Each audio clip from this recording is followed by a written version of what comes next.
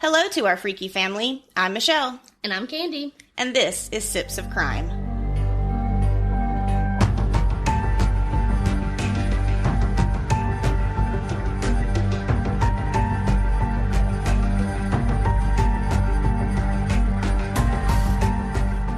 Welcome back, everybody. I hope you all have had a fantastic weekend. How was your weekend? Not bad. I'm glad it's getting warmer. Yes, I am so excited for the warm weather. It is bringing new life to my soul. Yes. Yes. I don't mind the cold at first, but then after like a week of it, I'm done. Yeah, I'm the exact same way. I love the snow, and I love, like the Christmas time, and I always love autumn. We always get all excited to get sweaters and bundled up and stuff like that, but I'm like you, after about a week of that, I am done, and I'm ready for summer. I mean, Christmas is my favorite, by far. I love decorations, I love the tree, I love all that, but no, the cold part, not my fave. Yeah, and I feel like we've had a fairly quick winter, though. I mean, it got, once spring hit, it was... Yeah. It started getting warm, so. Well, we've got some really exciting news for you guys. We are officially going on vacation. Yes! Yes! We're going on vacation. No children, no husbands. No. Yes. We Can't wait. Said no. They couldn't come. So we are super, super excited. We are actually going to Pigeon Forge, just like we told you guys that we would. And we're going to go to the Crime Museum. Yes. And we're very excited. So we're looking forward to that. And we will be posting a bonus episode for you guys. So keep a lookout for that. It will be posting next Monday. Yes. When this one posts, the week before that. So, that will be May 2nd. So you guys keep a lookout for that, and you can hear all about our adventures at the Crime Museum and hear a couple of Pigeon Forge murder stories. So we're really excited. And it will be called Happy Hour. Yes, as we stated, in one of our previous episodes, we are going to be doing our bonus episodes. We're going to call those Happy Hour. And right now we're kind of just doing those for fun. So, just as a little extra content for you guys, as a thank you for being an awesome freaky family. But we have been kind of throwing around the idea of a possible Patreon. So if we ever do get something like that set up, if that's something that you guys think that you would be interested in, please let us know. Because, if we ever get that kind of set up, those bonus episodes, those happy hour episodes will become exclusive to our Patreons. So for now, we're just kind of having a lot of fun with it, and kind of, just testing out the waters with those. We're not going to be posting those on any type of a schedule, just whenever fun things happen. We're going to throw a bonus episode at you guys. But we are thinking that a Patreon would be a lot of fun. Yes. Yeah, I think that would be something that we could do, get you guys some extra content, get you guys some merch. We've had a lot of fun merch. We have stickers and t-shirts and hoodies. Coffee cups. Yes, those are so adorable. Water bottles. Yes, I've been trying to get wine glasses. Oh yeah, that would be super cute. They are so adorable. And but I cannot find a vendor who can produce them. Yeah, I've been trying really hard. So hopefully those will be coming at you guys at some point. But yeah, so definitely keep a lookout for our bonus episode, coming out next week. So Candy, tell the good people what we are drinking today. We're going to venture into novinophobia. It is a red wine, and for many, the fear of running out of wine is what that means. Novinophobia. Apparently, it's very real. If you've been faced with surprise house guests or need for a quick last-minute gift, you know the anxiety of an empty wine rack. An everyday vino with the sass and substance to stand up to any wine-related emergency. Cheers. Ooh. No. You don't like it? Give me a few seconds. As I always say, take another drink. It's a drier than what we've had. Yeah, it is a California red blend. It's not terrible. To be honest with you, it's a sweeter red blend than a lot of them that I've had, but it's not terrible. I like it. But I love red wine though. I love all wine. I have not actually met a wine that I don't like. I'm not a huge fan of like Merlots, and Shiraz. Those are very, very dry. Well, yeah, I'm definitely not. You will not like those, but I can still drink them as long as I have like some food, like a steak or something, No. But they're not sipping wines. But I can sip this. I mean, it don't go down as easy as sweet wines for sure, but third sip's a charm. It grows on you. It grows on you. It's still drier than my palate prefers. It grows on you. But I'm going to drink it. Gonna drink it. We don't waste wine on this podcast. It grows on you, just like us. All right. So today we are venturing down the long, long path of Charles Manson. Are you excited? I am. I know who Charles Manson is, but I don't know, huge amounts of detail. Well, good. Tell me about Mr. Charles. Yeah, so as I told you earlier, I had thought very seriously about breaking this into 2 episodes. I was going to do kind of the first episode as Charles Manson's kind of younger years.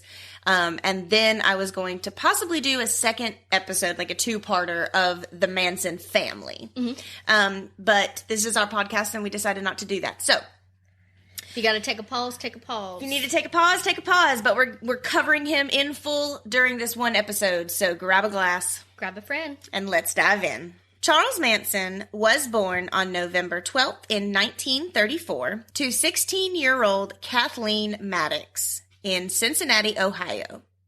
He was named Charles Maddox. His alleged biological father was not in the picture and had no intentions of being in the picture.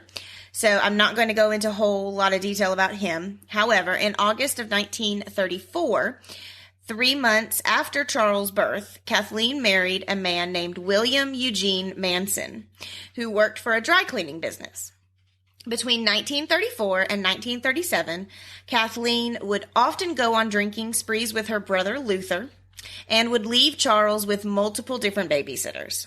Oh, wow, okay. William accused Kathleen of, quote, gross neglect, and even though they divorced in 1937, Charles kept William's last name, giving us Charles Manson. One of the things that I have a problem with this about, and we're just starting off on a bad foot. So William here, is married to this woman, and you see her and accuse her of gross neglect. But he ultimately chooses really not to do anything about it. He doesn't keep Charles. He doesn't, why is she leaving him with several different babysitters? Where are you? Right. If if you're going to accuse this woman of gross neglect, why aren't you stepping in and doing something about it? Right. So there's, just a bad taste in my mouth right off the cuff. So, maybe not taking up for him, but due to him not being his paternal parent, does he feel like it's not his responsibility? It might be. I don't know. I guess if I was that person, I would want to make sure the kid's taken care of. Well, the way that I see it, it doesn't matter whose child it is. Your child, his child, their child, their child. I'm looking out for that kid. It doesn't. Right. But you were the father figure of that child. Exactly. He has your last name. And, when I'm at a grocery store, if I see a child, I'm looking around to see who's looking at that kid. I'm looking around to see where's the parent. Because it's a baby. Well, I look for myself of who's looking at me. Yeah. Come on. You're looking out for him. On August 1st, 1939, Luther and Kathleen Maddox, Luther's her brother, were arrested for assault and robbery. Kathleen and Luther were sentenced to 5 to 10 years in prison. At this time, now Charles is 5 years old. He was placed with his aunt and uncle who lived in West Virginia until his mother was paroled in 1942. And Charles describes this breaks my heart. Charles describes the first few weeks having his mother home as the happiest time in his life. Aww. Yeah. And his aunt and uncle actually play a fairly large role in his childhood. So we're going to hear a little bit more about them as we go on. Hopefully a positive role. Yes. Okay. Yes. Unfortunately, this does not last. His mother continued to drink and get in trouble with the law and even got in trouble for not sending Charles to school, so truancy, and eventually moved to Indianapolis, where his mother meets and marries a guy she met in Alcoholics Anonymous in 1943, which is a great place to pick up a man. Now, Charles' life of crime starts very early. At the age of 9, he set fire to his school. And at the age of 13, he was placed in the Gilbalt School for Boys in Indiana. After run-ins with the law, for truancy and petty theft over the years. Now, this was a strict school ran by Catholic priests where punishment for even the smallest infractions included beatings with either a wooden paddle or a leather strap. So a belt. He's 13. I feel like at 13 I was whooped with a belt or a paddle.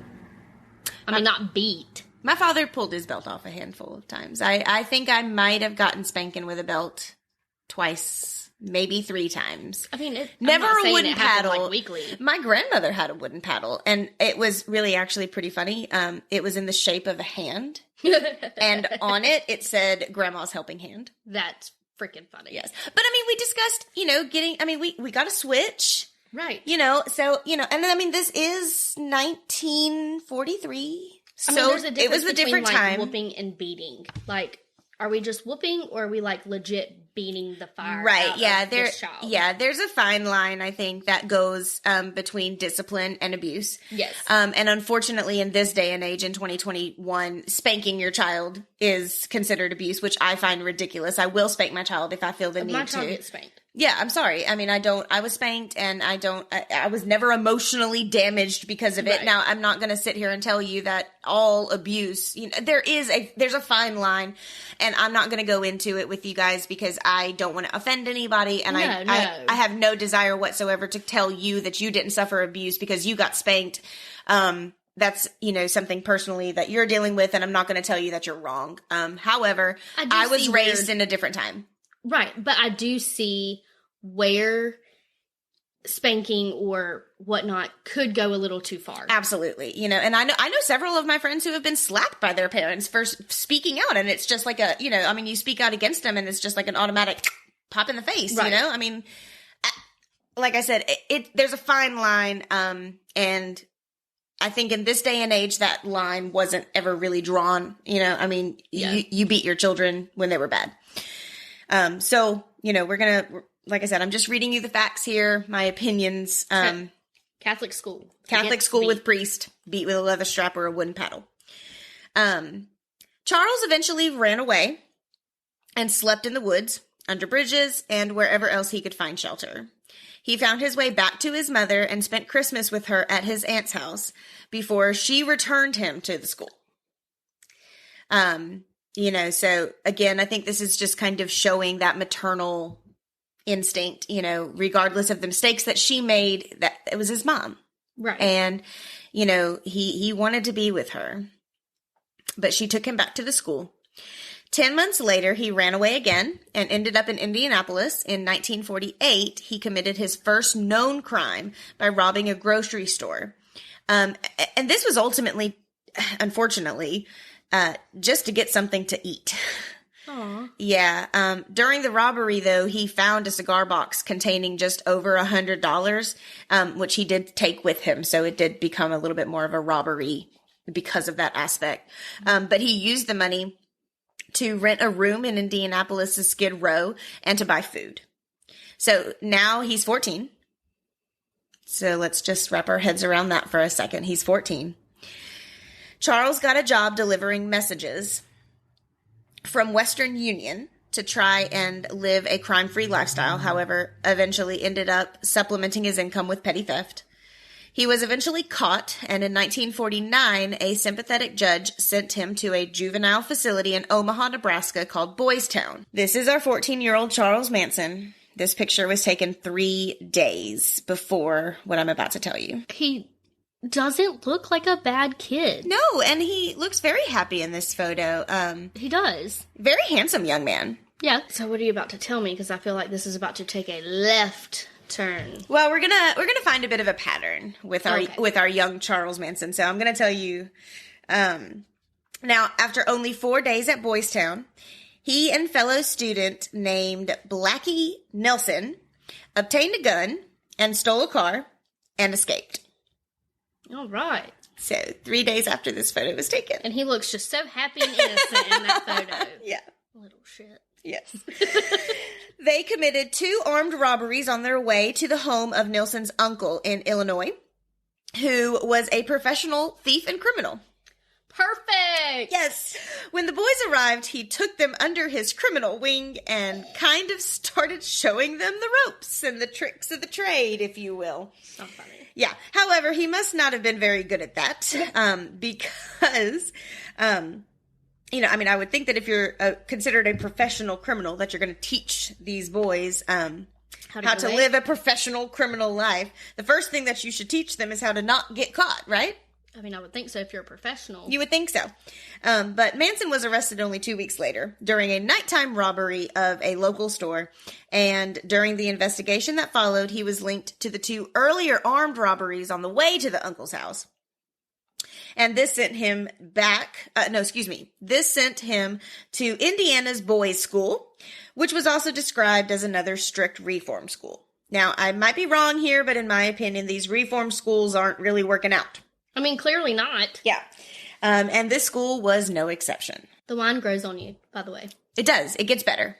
It does. It's pretty good. I'm glad you like Y'all it. just, when we have these dry wines, just don't listen to me. Not in the beginning. No, just wait. Just wait after she just gets... wait about 30 minutes. Yeah, and then... let her keep sipping. She'll get there eventually. All right, you guys. I'm going to give you just a bit of a trigger warning here for this next school. At this school... Other students allegedly raped Manson with the encouragement of other staff members. What? And he was repeatedly beaten, so, of course, he runs away from this school multiple times. Is this an all-boys school? It is. Yep, another boys' reform school. He runs away from this school multiple times, but keeps getting caught and brought back. While at the school, Charles developed a defense mechanism he later calls the insane game, quote, unquote. When he was physically unable to defend himself, he would screech, grimace, and wave his arms to convince aggressors that he was insane. That is very sad. It's very sad. Agreed. I mean, wouldn't you do anything in that situation? Anything, yeah, absolutely. After a number of failed attempts, he did finally successfully escape with 2 other boys in February of 1951. So he's now 17 years old. The 3 escapees were robbing filling stations while attempting to drive to California in stolen cars when they were arrested in Utah.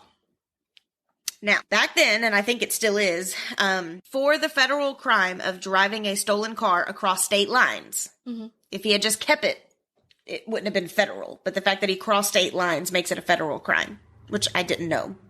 God, I didn't know that. Yes. Charles was then sent yet to another reform school. He's still only 17, so he's still a minor, in Washington, D.C., called National Training School for Boys. On arrival, he was given an aptitude test, which actually determined that he was illiterate. Is it both read and write, or is it just write? I'm not sure. Hold, please. Hold, please.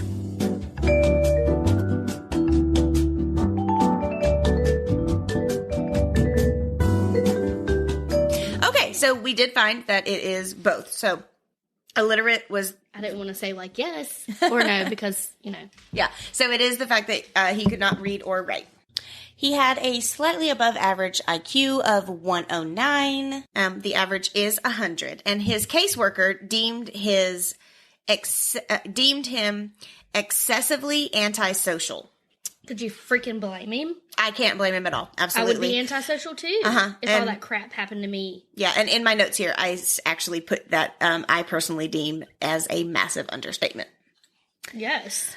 Aggressively antisocial. No, I mean, at one point he was having to screech and wave his arms around to keep people from raping him. I mean, that's... Right. It's completely understandable. At a very young age. Yeah. I mean, no child should have to go through that. Now, in October of that same year, on the recommendation of a psychiatrist, Charles is moved to a minimum security facility called Natural Bridge Honor Camp. Why they thought that this was a good idea to move someone with the history of escaping the amount of times that he has to a minimum security facility is beyond me, but here we are. His aunt actually tried to get the facility to allow him to come live with her and that she would keep tabs on him and help him find a job and, really put him on the straight and narrow, But when he was caught Raping one of the boys at knife point, Charles was once again transferred to, this time, a federal reformatory in Virginia. So he's now starting to become a part of the problem that he... Right, and not taking up for him at this point, but that's what you were taught. Yep. What... Mm-hmm. I hate to say it, but what do you expect? Yeah. I think it's Morbid podcast that says, we feel really bad for the child, but not for the adult. Agreed. 100%. Yeah, I've always liked the way that they've worded that, because that is exactly, I mean, it is the truth. I mean, we do feel, I mean, he's 17 at this point. He's still a minor after everything that he's been through. But at 17, you should know that's not okay. I agree. And if it happened to you as a child, why would you want to be the person to do it to another individual? Yeah. Yeah. So we feel bad for the child, but not for the adult. I completely agree with that. So he was sent to the federal reformatory in Virginia. There he committed a further, quote, 8 serious disciplinary offenses, 3 involving homosexual acts, unquote. He was then moved again to a maximum security reformatory in Ohio, where he was expected to remain until his release on his 21st birthday in November of 1955. However, good behavior led him to early release in May of 1954 to live with his aunt and uncle at the age of 20. Good behavior. Good behavior, yeah. You committed 8 serious disciplinary offenses, including homosexual acts, but now you have good behavior, so we're gonna release you early. In January of 1955, Manson married a hospital waitress named Rosalie Jean Willis when she was only 15 years old. While she was how old? 15. Yes, you heard me right. It's 1955. Keep going. Okay. While she's 3 months pregnant, the newly married couple... At 15? She's 15. I could not imagine being pregnant. I knew you had something to say. I knew you were going to elaborate. I'm trying to not interrupt you as much in this story. No, I really am not. But, one, she's 15. Mm-hmm. She's 3 months pregnant. She is. I could not imagine being pregnant at 15. Yeah. I know it happens. Times have changed. Kudos to you guys that have had to do that. Yeah, you teen moms out there, y'all are really doing it. I could not. So I give y'all kudos. No. Sorry, not for me. While she was 3 months pregnant, the newly married couple moved to Los Angeles, where Charles supported his small family by stealing cars and working odd jobs across town. Charles says, quote, "It was a good life, and I enjoyed the role of going off to work every morning and coming home to my wife. She was a super girl who didn't make any demands, but we were both just a couple of kids." Well, you're 20. You're not a kid anymore. No, she's 15. She's a kid. Yeah. This is their wedding photo. Okay, well, let me say she does not look 15. She does not. She really doesn't. She looks like she's in her 20s. And look how handsome he is. Like, he's not bad looking. Wedding cake. I'm just going to go ahead and tell you, though. I want you to look at this a little closer and remember how clean cut he looks. He looks, I know it's his wedding day, okay, but right, clean cut, slick back hair, nice suit. I mean, he looks good. He looks fairly good looking in this picture. Okay, holding it close to my face. Just hold that. Hold that for a moment. Oh, God, okay. Okay. Rosalie reportedly knew Charles had a criminal past, but she did believe that she could change him. Don't we all? We all do. Ladies, I'm just going to interject now. If you are with a man who does not love and support you... Leave. Just leave. Just freaking leave. Just leave, y'all. You are not changing that boy, and I will tell that to anybody. Personal message me. Both of us. Go ahead. If you think that you are with a man right now that you can change, please personally message us. We'd love to talk to you. And if you think he loves you and he's treating you like shit, don't. No. He don't love you, honey. He don't. Move on. Unfortunately, that proved impossible because Charles was soon arrested for taking a stolen vehicle across state lines, which we now know is considered a felony Mm-hmm. Okay, well, you did it one time. You know it's a felony. Why do it again? Well, he wasn't caught that first time. Oh, okay. For, like, he was minor. Oh, yeah, that's right. Yeah. Okay.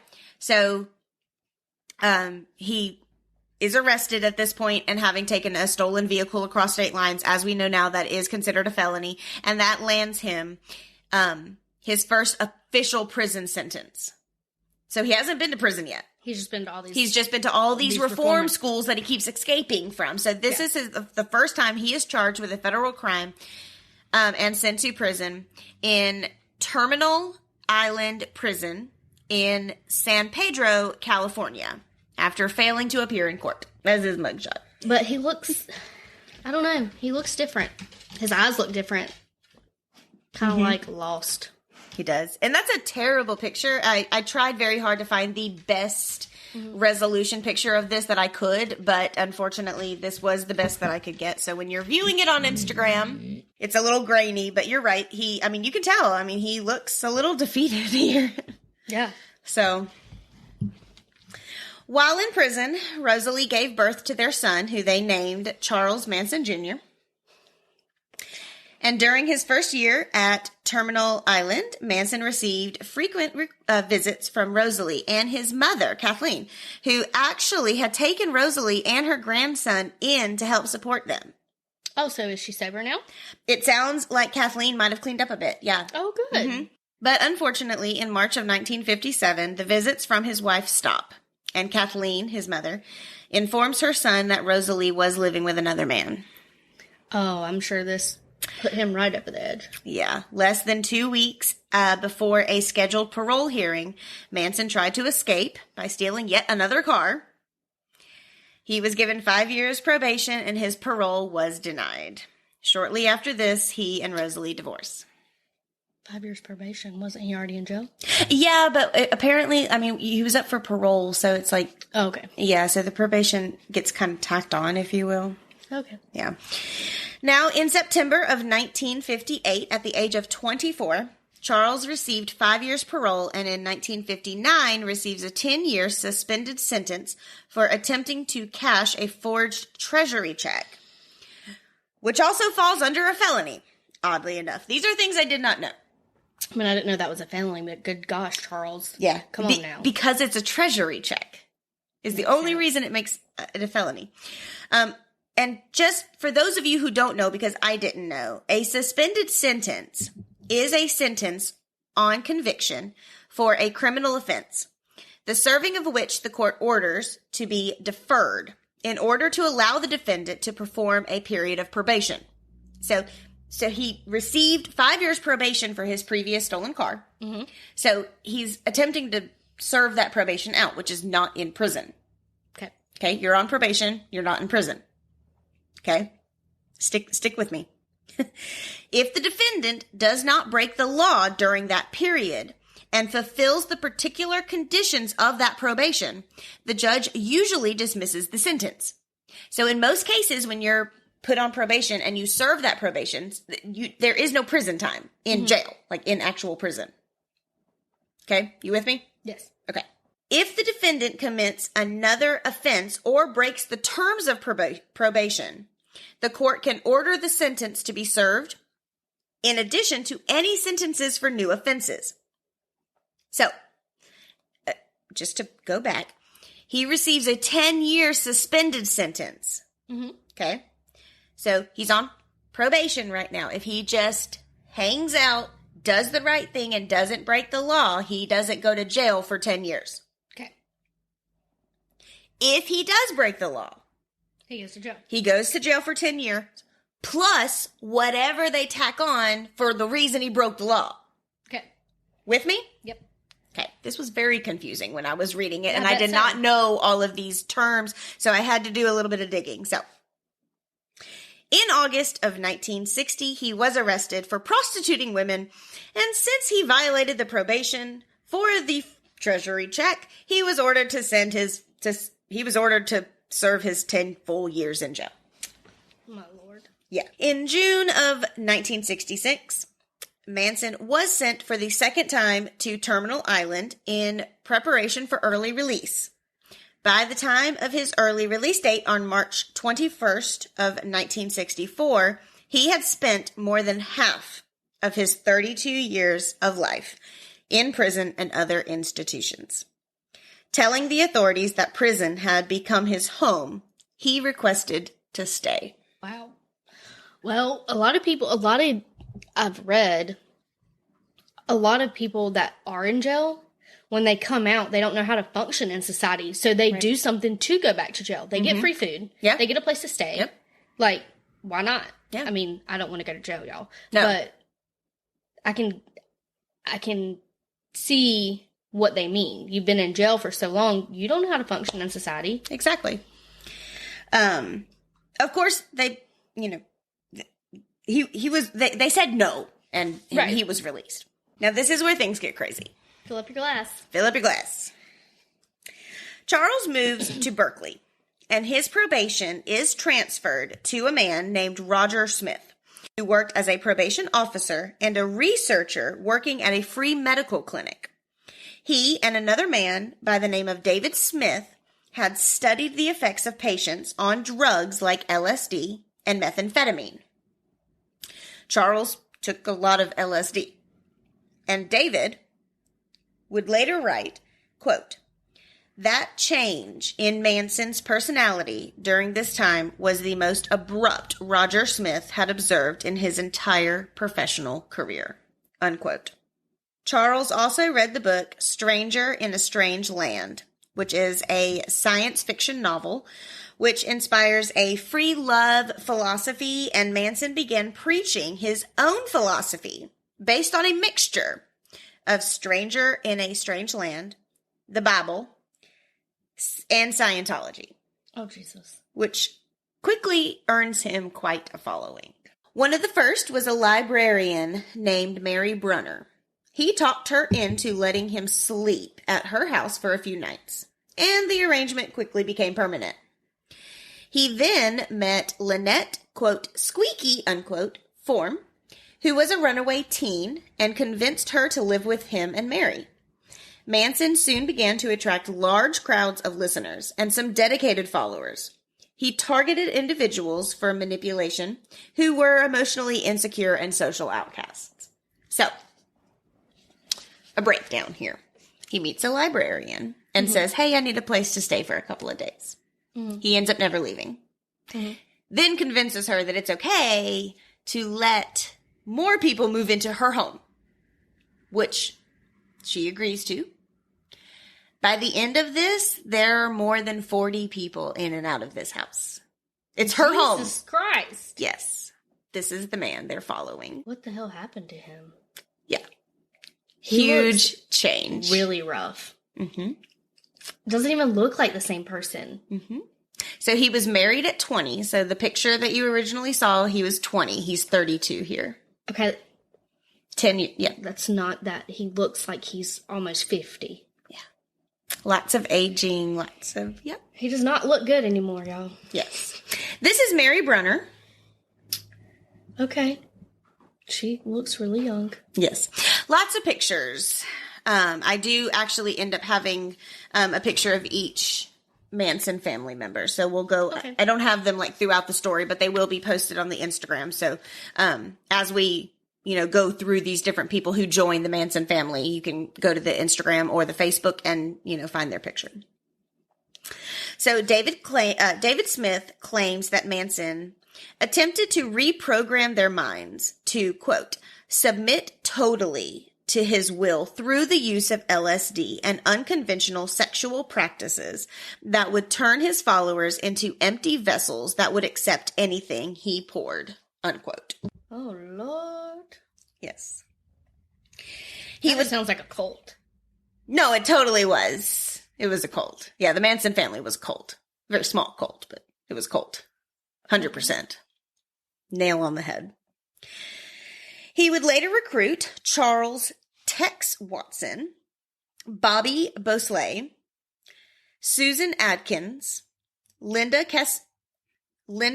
Casabane, Patricia Krenwinkel, and Leslie Van Houten all of which would become the core members of the Manson family.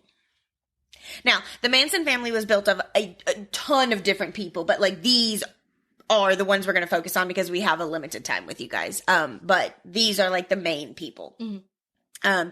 And Tex, who is going to be a huge piece of our story, really becomes like his right-hand man. Okay. In 1967, Mary Brunner, our librarian, becomes pregnant by Manson. And on April 15th, 1968, gave birth to a son she named Valentine Michael in a condemned house in Topanga Canyon. Assisted during the birth by several of the young women from the family. I'm also going to pause here for... Condemned house? What happened to her house? We're going to get there. Okay. Here in just a minute. But I am going to pause here for just a second because you're going to hear me refer to this cult, this group, as the family a lot. My personal opinion is that this is not what I would consider family, right? But it is what they were called. So I'm just kind of going off of the facts that they called themselves the Manson family. I just don't want that to come across as the fact that this is something that I would consider family, because it's not. It's absolute manipulation. It's absolute corruption. But when you hear me say that, it is because of what they claimed to be. Okay. So I just wanted to put that out there. So her birth was assisted by several young women from the family, and they soon established residence at Spall Ranch in 1968. So they had kind of moved, they had grown too big, ultimately. They left Mary's and ultimately set up residence at this Spall Ranch. It had been a television and movie set for Westerns, but the building had been deteriorated, and by the late 1960s, the ranch revenue was primarily derived from selling horseback rides. Okay. So it's like not really a movie set anymore. The owner of the ranch is like making a little bit of money here and there from like selling these horseback rides, but it's a great place for them to set up camp. Mm-hmm. Female family members did chores around the ranch and occasionally had sex on Manson's order with the nearly blind 80-year-old owner, George Spahn. Oh, God. Yep. The women also acted as seeing eye guides for him. In exchange, George allowed Manson and his group to live on the ranch for free. I mean, he's getting some, I guess. They didn't even have to pay rent. The family soon became involved in drug dealing, and when Tex robbed a dealer by the name of Bernard Crow, he allegedly responded with a threat to wipe out everyone at Spahn Ranch. This, of course, pissed Charles off, and he ended up shooting Crow on July 1st of 1969. Charles's belief that he killed Crow was seemingly confirmed by a news report of the discovery of a dumped body of a member of the Black Panthers in Los Angeles. Although Crow was not a member of the Black Panthers, Manson concluded he had been and expected retaliation from the Panthers for killing Crow. He turned Spahn Ranch into a defensive camp with night patrols of armed guards and brought in members of the Straight Satan's Motorcycle Club to act as security. So, we can see how this group is becoming more distant from reality here. Yeah. Okay. The same year, Gary Allen Hinman was a music teacher and PhD student at UCLA, and at some point in the late 60s, befriended some of the members of the Manson family, allowing them to stay at his house occasionally. Now, Charles thought Gary was wealthy and sent some of the family members to his home on July 25th of 1969 to convince him to join the family and turn over the assets Charles thought Gary had inherited, which supposedly totaled around $21,000. The three family members held Gary hostage for 2 days when he refused, and during which time Charles arrived with a sword and slashed his ear. After that, Bobby Beausoleil stabbed Gary to death at Charles's instruction. Before leaving the residence, the family members used Gary's blood to write, quote, "political piggy," unquote, on the wall, and to draw a Black Panther symbol. Bobby Beausoleil was arrested on August 6th of 1969 after he was caught driving Gary Hinman's car, and the police found the murder weapon in the tire well. Keep hold of that. Okay. Okay, so Bobby is now in jail. Okay. For the Hinman murders. Okay. Now, this next set of murders is probably the group, the most, what made the group notorious. And it is classified in most media as the Tate LaBianca murders. I don't refer to them as the Tate murders because more than just Sharon Tate was killed. Mm-hmm. And it was a lot of different people involved. And again, we're all about the victims. But unfortunately, some of the research, it's just easier to say the Tate murders. So you're going to hear that maybe, but I try my hardest to take that out. But on the night of August 8th, 1969, Tex, Susan Atkins, Linda Casabane, and Patricia Krenwinkel drove from the ranch to the rented house of actress Sharon Tate, who was 8.5 months pregnant. Mm.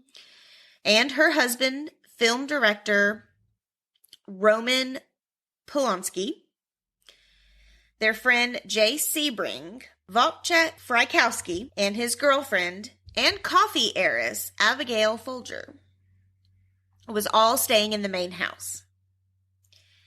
Also present on the property was William Garrettson and Stephen Parent. Charles had instructed them to go to the house and, quote, "totally destroy," unquote, everyone in it. And to do it, quote, "as gruesome as you can," unquote. What the hell? They arrived just past midnight where Tex climbed a telephone pole near the entrance gate and cut the phone line to the house. The group backed their car to the bottom of the hill that led to the estate and walked back up to the house. They thought that the gate might have an alarm or something on it, so they climbed an embankment to the right of the gate and entered the estate. Unfortunately, the group was startled by headlights approaching from within the property, so Tex ordered the 3 women to lie in the bushes. He stepped out in front of the approaching car and stopped the driver, who was Stephen Parent. He had been visiting the property's caretaker, William Garrettson, who lived in the guest house, which was just down the road. Mm. Tex pointed a .22 caliber revolver at Stephen, who begged him not to hurt him, claiming that he would not say anything about the intruders. Tex then lunged at him with a knife, giving him a deep cut on the palm of his hand that severed tendons and tore Stephen's watch off his wrist. Then Tex shot him 4 times in the chest and abdomen, killing him. Tex ordered the women to help push the car further back up the driveway to avoid suspicion. Tex ordered Linda to stand guard by the gate and then entered the main house through a window and allowed entry to Susan and Patricia through the front door. The 3 found Wojciech Frykowski, who was sleeping in the living room on the couch, and they woke him up. They began brutally beating him, and when he asked who they were and what they wanted, Tex repeated, quote, "I'm the devil, and I'm here to do the devil's business," unquote. Tex then ordered the women to find the others and bring them to the living room, where he tied Sharon Tate and Jay Sebring together by their necks with ropes.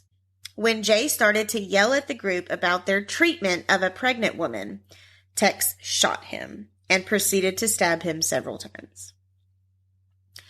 Abigail Folger was taken to find her purse, where she gave the group only $70 that she had in cash. They had tied Wojciech up with a towel, but he had freed himself and began struggling with Susan Atkins, who then stabbed him in the leg with her knife. He managed to make his way to the front door and out onto the porch, but Tex caught up with him and hit him in the head with his gun several times, stabbed him several times, and then shot him twice. He ended up with a total of 51 stab wounds. Jesus Christ. Linda had heard what she classifies as, quote, horrible sounds, unquote, coming from the house from her guard position and went inside. She actually told Susan Adkins that someone was coming in an attempt to stop the murders. This, of course, did not work. And then Abigail was able to release herself from Patricia and fled through the house to the pool area. Patricia caught up with her and continued her attack where Tex came to finish her off. Abigail Folger ended up with 28 stab wounds. In the house, Sharon Tate pleaded to be allowed to live long enough to give birth and offered herself as a hostage in an attempt to save the life of her unborn child. But both Susan and Tex stabbed her 16 times, killing her and her unborn child. That is awful. Yeah, it's really heavy. After everyone was dead, Susan wrote the word pig using Sharon's blood on the front door, and they left. The next day, on August 9th, 1969, the family drove to the home of Leno and Rosemary LaBianca. After Manson pointed out a sleeping man through a window, he and Tex entered through the unlocked back door. While Tex bound the couple and covered their heads with pillowcases, Charles left, sending Patricia and Leslie Van Houten into the house. Tex sent the women to the bedroom where Rosemary was. He then began stabbing Leno with a bayonet, which is a knife. When Tex discovered Rosemary fighting back and swinging a lamp at the women, he stabbed her with the same knife, then returned to the living room and resumed attacking Leno, whom he stabbed 12 times. Patricia Krenwinkel stabbed Rosemary, and Tex told Leslie that she had to stab her too, which she did. Patricia wrote, quote, rise, unquote, and, quote, death to pigs, unquote, on the walls, and, quote, helter-skelter, unquote, on the refrigerator door in the LaBianca's blood, and they left. The murders at the Tate home became national news by August 9th, when the housekeeper arrived at work that morning and discovered the horrific scene. There are pictures, if you're so inclined. Mm-hmm. I will not be posting them because they are extremely graphic. I'm not really sure how they got released, but I did find them. Wish that I hadn't seen them. So they will not be on the Instagram. But if you want to go Google them yourself, go ahead. I will not. On August 10th, detectives of the Los Angeles County Sheriff's Department, which had jurisdiction in the Hinman case, informed the LAPD detectives assigned to the case of the similarity of the bloody writing on the wall. Unfortunately, the LAPD detectives believed the Tate murders were a consequence of a drug transition, so they ignored this warning and they didn't immediately link the two cases. So this is actually Sharon Tate. She was the famous actress that was killed. And this is a news article. And this is them at Sharon Tate's home. Truly. Pulling out the bodies, yeah. So, at this point, Manson's not even doing the murders. He's just telling everybody else to. Because he has such control over them. Yep. And I'm going to go into that a little bit more as well. The LaBianca crime scene was discovered at about 10:30 on August 10th, approximately 19 hours after the murders were committed. 15-year-old Frank Struther, who was Rosemary's son from a prior marriage, returned home from a camping trip and was disturbed by seeing all of the window shades of his home drawn and by the fact that his stepfather's speedboat was still attached to their family car, which was parked in the driveway. He called his older sister and her boyfriend. They all entered the home and discovered Leno's body. They called police, and the police actually found Rosemary's body in another room. On August 12th, the LAPD told the press it had ruled out any connection between the Tate and LaBianca homicides. However, on the 16th, the sheriff's office raided Spawn Ranch and arrested Manson and 25 others as, quote, suspects in a major auto theft ring, unquote, that had been stealing Volkswagen Beetles and converting them into dune buggies. Which I would just like to point out kind of sounds like a lot of fun. I mean, yeah, but I guess throw funny in there for a minute.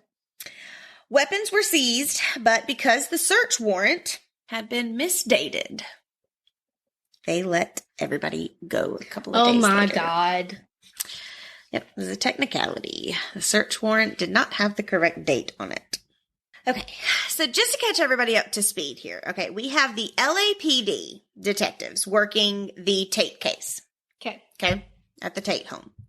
And then we have the local police officers working the Hinman and another team working the LaBianca case. And they don't seem to be working very well together. Mm-hmm. Okay.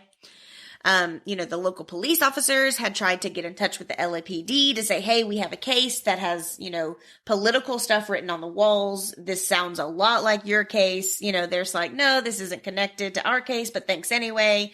And everybody kind of just moves on with their own investigations. Mm-hmm.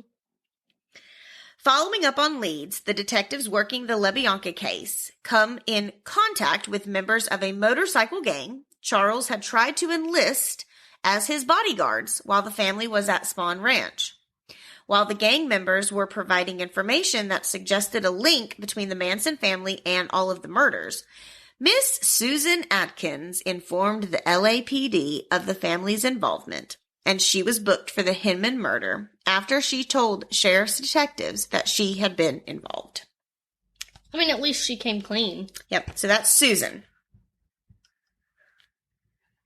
It's Miss Susan Atkins. Interesting. Yeah. All right. Buckle up again. Take another drink. You're going to need it. We're going to get into all of the trial proceedings now. Oh, Jesus. Okay. On December 1st of 1969, using the information from Susan, the LAPD announced warrants for the arrests of Tex, Patricia, and Linda for the Tate murders. Before long, physical evidence such as Patricia and Tex's fingerprints, the revolver he had used, and Susan's knife, which was found at the crime scene, were all tested and linked as evidence to the Tate murders.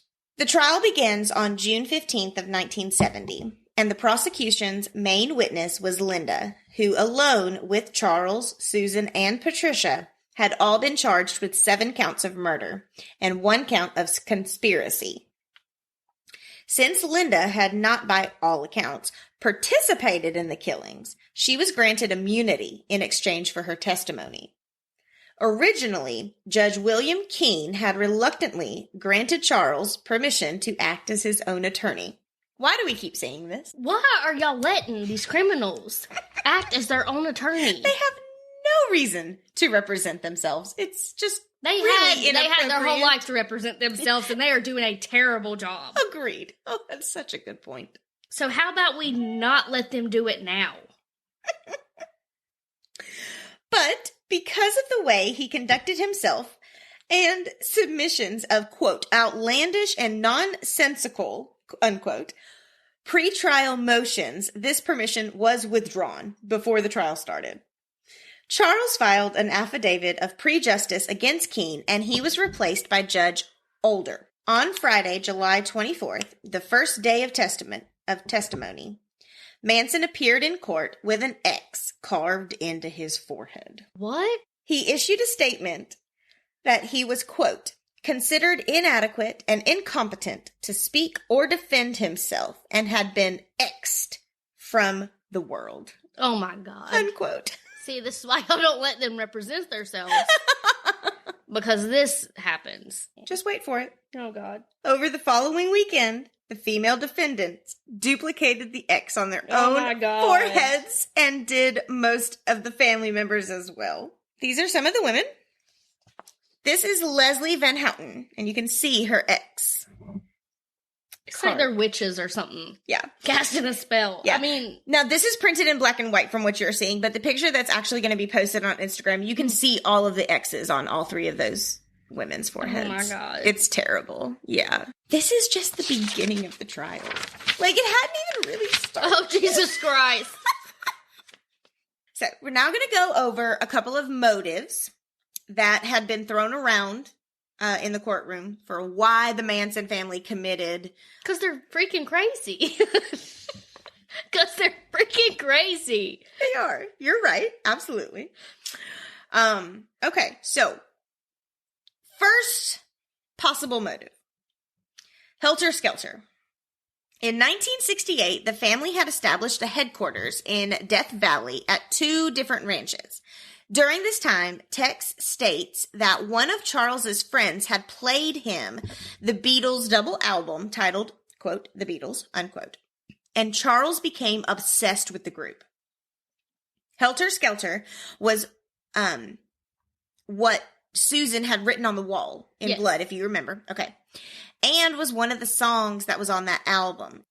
And later becomes the title of a book written by Vincent Bugliosi called, quote, Helter Skelter, The True Story of the Manson Murders, unquote.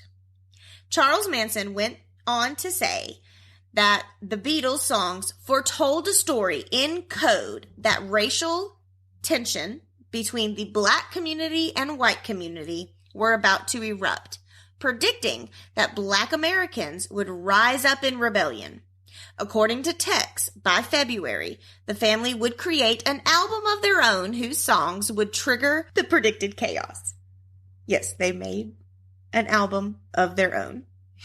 You guys can't see me right now.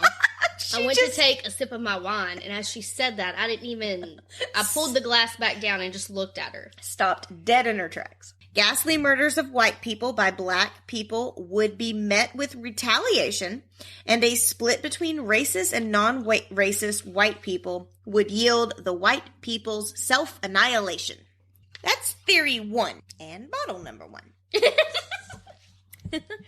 All right, now the second theory is it was a copycat situation, okay? And this one actually holds some water, okay? So, according to the family members, the reason they committed the murders at the Tate home was to throw off investigation into the Gary Hinman murders, who their fellow member Bobby had been arrested for, remember? Yeah, Bobby Boucher. No! Bobby Basoli! They said that they wrote things on the wall in blood to make detectives think that the killers who committed the Hinman crimes were still at large, and they'd let Bobby go. Oh, okay. Yeah. So, there you go. Wow. And, of course, the tale as old as time, drugs. Many have brought up Jay Sebring's drug dealings and their connections with the Manson family. They said that Tex and Charles had made a bad drug deal the day before the murders at the Tate home, and that Charles had went to sell them drugs, but instead was badly beaten by Jay Sebring and Frykowski. And Bobby had made a statement saying, quote, they burned people on dope deals, Sharon Tate and that gang, unquote. So the murders had ultimately been retaliation. So that's another... I could see that if you're sitting here feeding your cult. Yeah, your I'm followers. not even going to use family. Your whatever. Yeah. If you're feeding them LSD and you get burnt on your drug deal, of course you're going to be pissed off. So I could see, like you said, where that would hold some water. Yeah. So the Manson family members, Paul Watkins, testified that Manson would encourage group LSD trips and take lower doses himself to, quote, keep his wits about him, unquote. Watkins said, quote, Charles's trip was to program us all to submit, unquote. Several disturbing things happened as the trial proceeded. Witnesses were threatened by members of the family who were not on trial, and some of them were even assaulted. One witness had been badly burned by a fire that was set to his van, and another witness had been drugged with a burger laced with LSD and found on a curb in a debilitating stupor. A burger? A cheeseburger, yes. On August 4th, despite prosecution taken by the court, Manson showed the jury a Los Angeles Times front page headline that read, quote, "Manson guilty, Nixon declares," unquote. This was in reference to a statement that was made the previous day by President Richard Nixon on what he saw as the media's glamorization of Manson. The juror said that the headline had not influenced them. The next day, the female defendants stood up and said in unison, in light of Nixon's remarks, there was no point in going on with the trial. On October 5th, Manson was denied the court's permission to question a prosecution witness whom defense attorneys had declined to cross-examine. Charles leapt over the defense table in an attempt to attack the judge. Bailiffs wrestled him to the ground, and he was removed from the courtroom with the female defendants who had stood up and, once again, in unison, began chanting in Latin. Oh, Jesus Christ. Yes. Poor Judge Older started wearing a revolver under his court robes after that. I would have too. Me too. Don't blame you at all, buddy. During the trial, Charles said, quote, "The music is telling the youth to rise up against the establishment. Why blame it on me? I didn't write the music. To be honest with you, I don't recall ever saying, quote, get a knife and change of clothes and go do what text says," unquote. Now, remember when we talked about Tex and his drug dealing and Bernard Crowe? This was the person that Charles shot and thought was part of the Black Panthers. Yes. Okay. Bernard Crowe was not dead and actually came back and testified against them. Nice. Yes. Now, this does actually go back, and I might actually reference this here in my notes on the next page, which I haven't made to yet, but at this point, you are correct. Charles Manson has not committed a single murder. But can't he get, accessory? Oh, absolutely. No. We'll go into that here in just a minute. But, I mean, just imagine the influence that this man has had who has not committed a single murder and all of these people are dead. Right. That's insane. It is the definition of insanity. Talk about how he said that he didn't write the lyrics of the song. Right. Okay. There are plenty of songs out there, especially right now, of shootings and drugs and especially like rap songs. You don't go act on it. Yeah, he brainwashed all of these people. And I truly think that he believed it himself, that the music from the Beatles were telling him that this uprising was coming. Music. Yeah. Yep. Oh, my Jesus. Charles had also, some point, shaved his head and trimmed his beard to a fork and told and told the press, quote, "I am the devil, and the devil always has a bald head," unquote. On March 29th, 1971, the jury returned verdicts of death against all 4 defendants on all 27 counts against them. However, the death penalty was reduced to life in prison after the state of California abolished the death penalty in 1972. He was found guilty for the Hinman murders that same year and was given another life sentence on top of that. Years after the conclusion of the trial, he ended up carving the X that was originally on his forehead into a swastika. Oh, my Jesus. Yeah. As the 40th anniversary of the Tate and LaBianca murders approached, in July 2009, the Los Angeles Magazine published an, quote, oral history, unquote, in which former family members, law enforcement officers, and others involved with the Manson family. So it's been over 50 years since all this happened. That is crazy. Yeah. They offered their recollections and observations of the events that made him notorious. In the article, Juan Flynn, a Spahn Ranch worker who had been associated with the family, said, quote, "Charles Manson got away with everything. People will say, quote, he's in jail, unquote, but Charles is exactly where he wants to be, unquote." Charles Manson died of a heart attack and complications from colon cancer on November 19th, 2017. He was 83 years old. Holy cow. Holy cow. Oh my God. You see a swastika? Yes. Isn't that disturbing? I mean, it's all of it. His whole face and his demeanor and everything. It's just cold, empty, dead. Yeah, but again, like you said. And I want you to recollect that picture from his wedding. Yes, he doesn't even look like the same person. Exactly. Like, you know, you can usually tell, like, a high school picture to an older man or whatever, but that does not even look like the same person. Yeah. But with that saying that he is where he wants to be, of course he is, because he wanted to stay in jail. Yeah. So he was fine. He wanted to go back. So I do also have a collection of pictures of all of the other family members that I've labeled. So I'll just give that to you and let you kind of inspect that. They all look fairly disturbed to some aspect. I mean, yeah. So that is the story of Charles Manson and the Manson family. That was crazy. Yeah, you're welcome.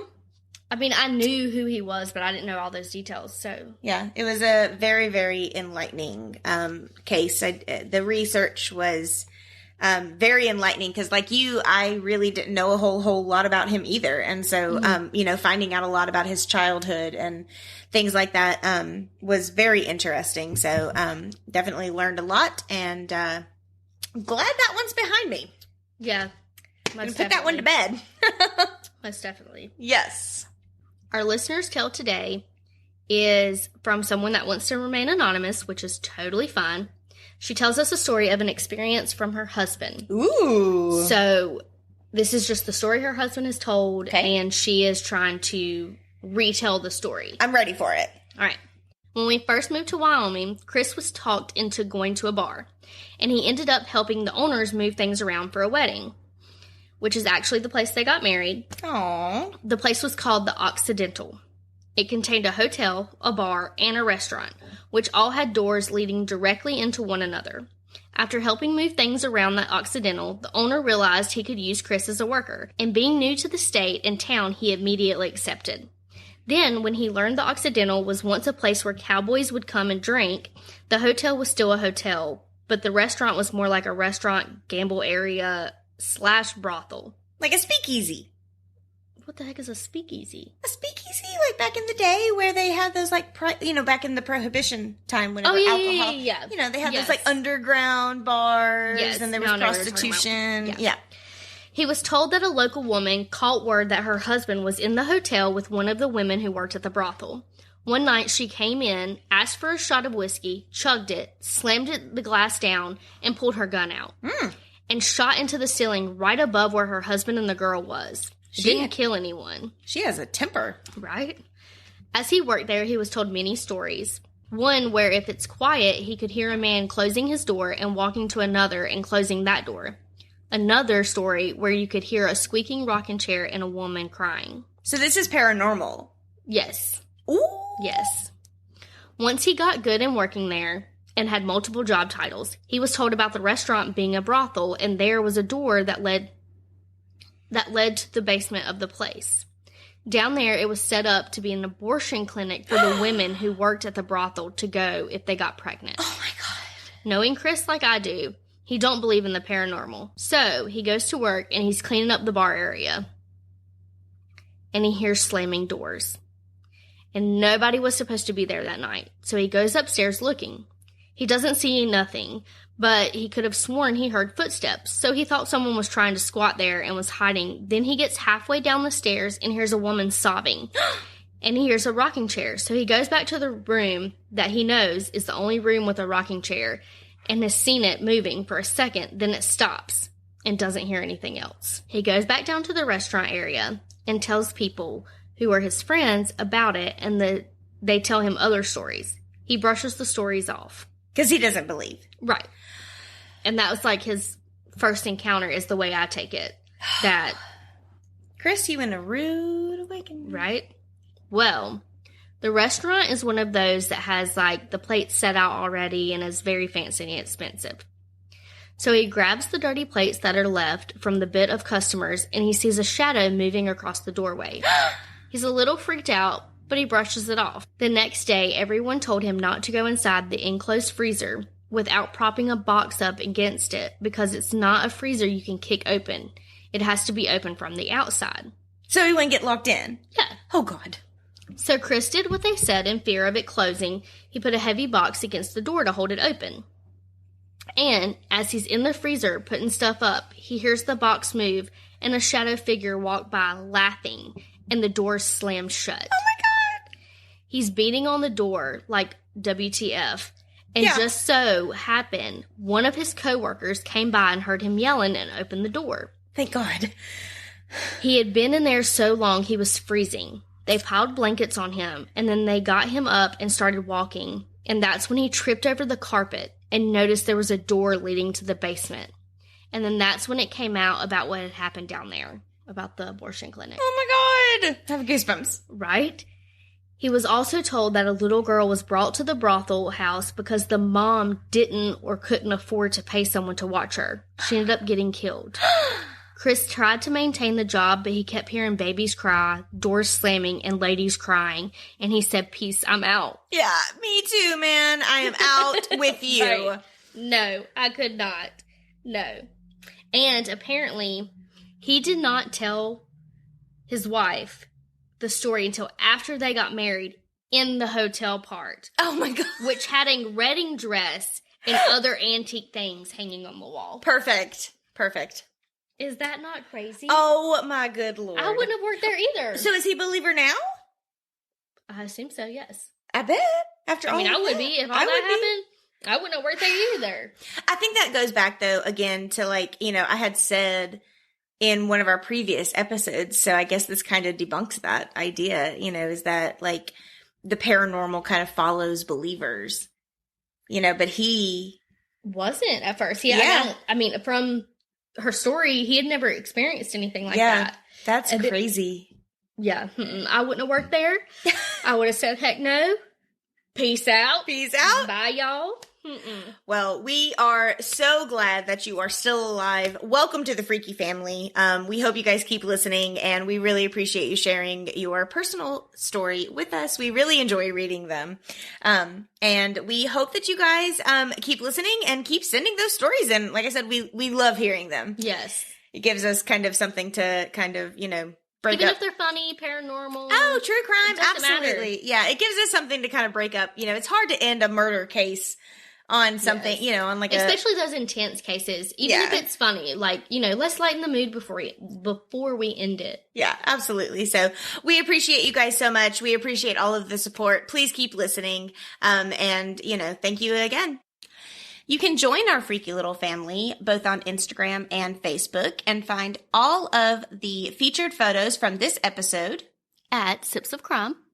For a chance to have your story featured on one of our future episodes, send us a Gmail to sipsofcrime@gmail.com.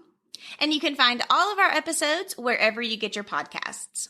If you're listening on Apple Podcasts, we would really appreciate you giving us a 5-star review because it really helps other people find our podcasts and our episodes. Thanks for listening. Stay alive.